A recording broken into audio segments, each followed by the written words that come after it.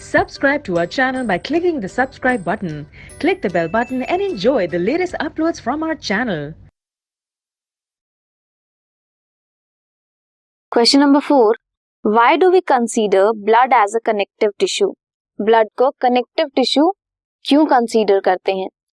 Connective tissue क्या है, कहां से ओरिजिनेट होता है? मेसोडर्मल लाइनिंग से. तो ब्लड भी कहां से ओरिजिनेट होता है? मेसोडर्मल ओरिजिन है इसका भी. कनेक्ट करता है बॉडी सिस्टम्स को. कैसे? By transporting oxygen and nutrients. Oxygen और न्यूट्रिएंट्स को बॉडी के सभी पार्ट में ट्रांसपोर्ट करता है and also removes the waste product of the body. Waste product को भी रिमूव करता है. Like any other connective tissue, blood has plasma. Plasma है ब्लड के पास जिसमें सेल्स स्कैटर्ड हैं.